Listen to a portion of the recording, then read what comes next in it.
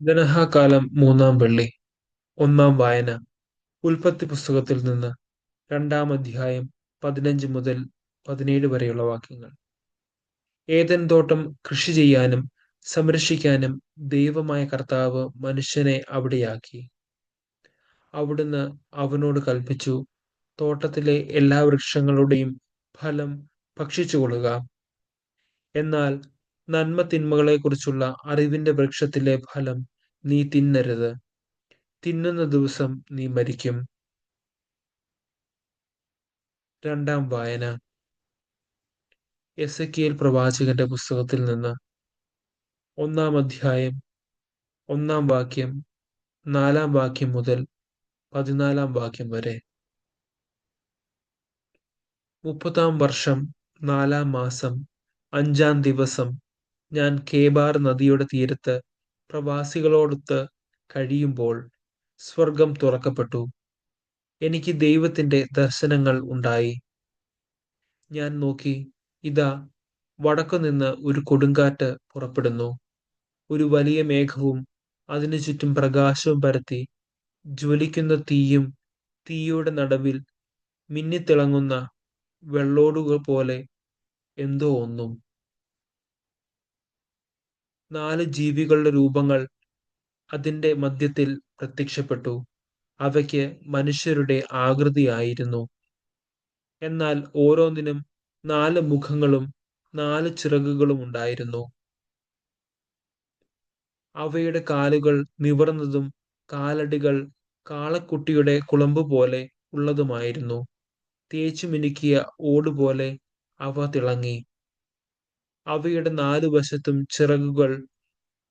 നാലുവശത്തും ചിറകുകൾക്കു കീഴിൽ മനുഷ്യകരങ്ങൾ ഉണ്ടായിരുന്നു. നാലിനും മുഖങ്ങളും ചിറകുകളുമുണ്ടായിരുന്നു. അവയുടെ ചിറകുകൾ പരസ്പരം സ്പർശിച്ചിരുന്നു. ഓരോന്നും ഇടം വലം തിരിയാതെ നേരെ മുമ്പോട്ട് നീങ്ങിയിരുന്നു. അവയുടെ മുഖങ്ങൾ ഇപ്രകാരമായിരുന്നു. നാലിനും മുൻഭാഗത്ത് മനുഷ്യന്റെ മുഖം, വലതുവശത്ത് സിംഹത്തിന്റെ മുഖം, ഇടതുവശത്ത് കാളയുടെ മുഖം, പിൻഭാഗത്ത് കഴുകന്റെ മുഖം. അവയുടെ മുഖങ്ങൾ അങ്ങനെ. ചിറകുകൾ മേലോട്ട് വിരിച്ചിരിക്കുന്നു. ഓരോ ജീവിക്കും അടുത്തു നിൽക്കുന്ന ജീവിയുടെ ചിറകുകളെ സ്പർശിക്കുന്ന ഈ 2 ചിറകുകളും ശരീരം മറയ്ക്കുന്ന ഈ 2 ചിറകുകളും ഉണ്ടായിരുന്നു. അവയോരോന്നും നേരെ മുമ്പോട്ട് പോയിരുന്നു. എങ്ങോട്ട് പോകണമെന്ന് ആത്മാവ് ഇച്ഛിക്കുന്നുവോ അങ്ങോട്ട് അവ പോയി. ഇടം വലം തിരിഞ്ഞില്ല. ആ ജീവികളുടെ രൂപം ജ്വലിക്കുന്ന തീക്കനൽ പോലെ ആയിരുന്നു. അവയ്ക്കിടയിൽ തീപ്പന്തം പോലെ എന്തോ ഒന്ന് ചലിച്ചിരുന്നു. ആ അഗ്നി ശോഭയുള്ളതായിരുന്നു. അതിൽ നിന്നും മിന്നൽ പിണർ പുറപ്പെട്ടിരുന്നു. ആ ജീവികൾ ഇടിമിന്നൽ പോലെ ഇങ്ങോട്ടും അങ്ങോട്ടും പാഞ്ഞുകൊണ്ടിരുന്നു. മൂന്നാം വായന. വെളിപാട് പുസ്തകത്തിൽ നിന്ന്. 4 അധ്യായം 1 മുതൽ 11 വരെയുള്ള വാക്യങ്ങൾ. ഇതിനുശേഷം സ്വർഗത്തിൽ ഒരു തുറന്ന വാതിൽ ഞാൻ കണ്ടു. കാഹളധ്വനി പോലെ ഞാൻ ആദ്യം കേട്ട സ്വരം എന്നോട് പറഞ്ഞു, ഇങ്ങോട്ട് കയറി വരൂ. ഇനിയും സംഭവിക്കേണ്ടവ നിനക്ക് ഞാൻ കാണിച്ചു തരാം. പെട്ടെന്ന് ഞാൻ ആത്മീയ അനുഭൂതിയിൽ ലയിച്ചു. അതാ, സ്വർഗത്തിൽ ഒരു സിംഹാസനം ഒരുക്കപ്പെട്ടിരിക്കുന്നു. സിംഹാസനത്തിൽ ഒരുവൻ ഇരിക്കുന്നു. സിംഹാസനസ്ഥൻ കാഴ്ചയിൽ സൂര്യകാന്തം പോലെയും മാണിക്യം പോലെയും ആയിരുന്നു.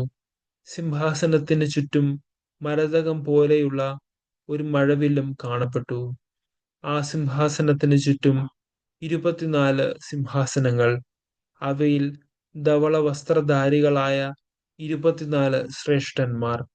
അവരുടെ ശിരസിൽ സ്വർണ കിരീടങ്ങൾ.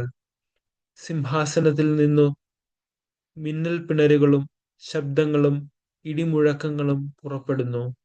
സിംഹാസനത്തിന് മുമ്പിൽ ജ്വലിക്കുന്ന 7 തീപ്പന്തങ്ങൾ. ഇവ ദൈവത്തിന്റെ സപ്താത്മാക്കളാണ്. സിംഹാസനത്തിന് മുമ്പിൽ ഒരു പളുങ്കുകടൽ, സിംഹാസനത്തിന്റെ മധ്യത്തിലും ചുറ്റിലുമായി 4 ജീവികൾ. അവയ്ക്ക് മുമ്പിലും പിമ്പിലും നിറയെ കണ്ണുകൾ. ഒന്നാമത്തെ ജീവി സിംഹത്തെപ്പോലെ, രണ്ടാമത്തേത് കാളയെപ്പോലെ, മൂന്നാമത്തേതിന് മനുഷ്യന്റേത് പോലെയുള്ള മുഖം, നാലാമത്തേത് പറക്കുന്ന കഴുകനെപ്പോലെ. ഈ 4 ജീവികൾക്കും 6 ചിറകുകൾ വീതം. ചുറ്റിലും ഉള്ളിലും നിറയെ കണ്ണുകൾ. രാപ്പകൽ ഇടവിടാതെ അവ ഉദ്ഘോഷിക്കുന്നു: ആയിരുന്നവനും ആയിരിക്കുന്നവനും വരാനിരിക്കുന്നവനും സർവശക്തനും ദൈവവുമായ കർത്താവ് പരിശുദ്ധൻ, പരിശുദ്ധൻ, പരിശുദ്ധൻ.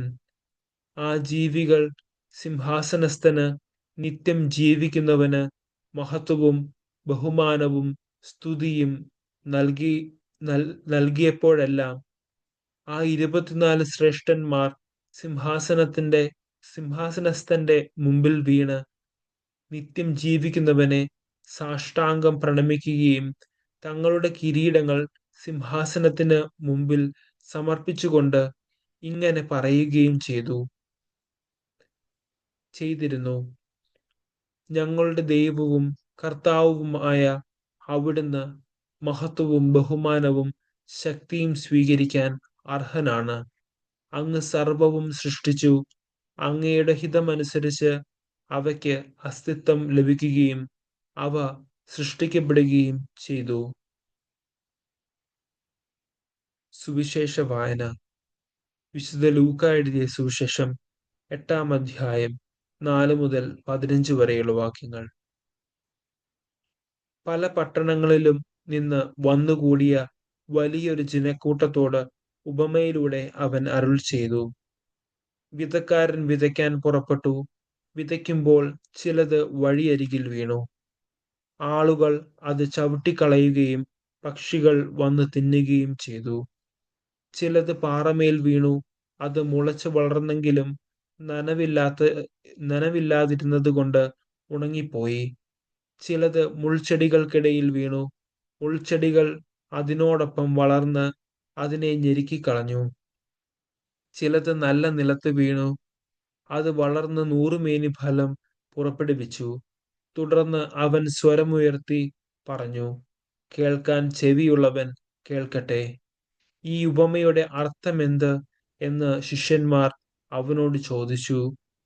അവൻ പറഞ്ഞു: ദൈവരാജ്യത്തിന്റെ രഹസ്യങ്ങൾ അറിയാൻ വരം ലഭിച്ചിരിക്കുന്നത് നിങ്ങൾക്കാണ്. മറ്റുള്ളവർക്കാകട്ടെ അവ ഉപമകളിലൂടെ നൽകപ്പെടുന്നു. അവർ കണ്ടിട്ടും കാണാതിരിക്കുന്നതിനും കേട്ടിട്ടും ഗ്രഹിക്കാതിരിക്കുന്നതിനും വേണ്ടിയാണ് അത്. ഉപമ ഇതാണ്: വിത്ത് ദൈവവചനമാണ്. ചിലർ വചനം ശ്രവിച്ചെങ്കിലും അവർ വിശ്വസിക്കുകയോ രക്ഷപ്പെടുകയോ ചെയ്യാതിരിക്കുവാൻ വേണ്ടി പിശാച് വന്ന് അവരുടെ ഹൃദയങ്ങളിൽ നിന്ന് വചനം എടുത്തു കളയുന്നു. ഇവരാണ് വഴിയരികിൽ വീണ വിത്ത്. പാറയിൽ വീണത് വചനം കേൾക്കുമ്പോൾ സന്തോഷത്തോടെ അത് സ്വീകരിക്കുന്നവരാണ്. എങ്കിലും അവർക്ക് വേരുകളില്ല. അവർ കുറെ നാളത്തേക്ക് വിശ്വസിക്കുന്നു. എന്നാൽ പ്രലോഭനങ്ങളുടെ സമയത്ത് അവർ വീണു പോകുന്നു.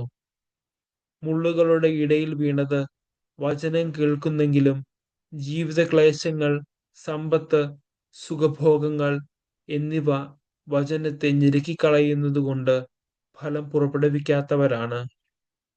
നല്ല നിലത്ത് വീണതോ വചനം കേട്ട് ഉത്കൃഷ്ടവും നിർമ്മലവുമായ ഹൃദയത്തിൽ അത് സംഗ്രഹിച്ച് ക്ഷമയോടെ ഫലം പുറപ്പെടുവിക്കുന്നവരാണ്.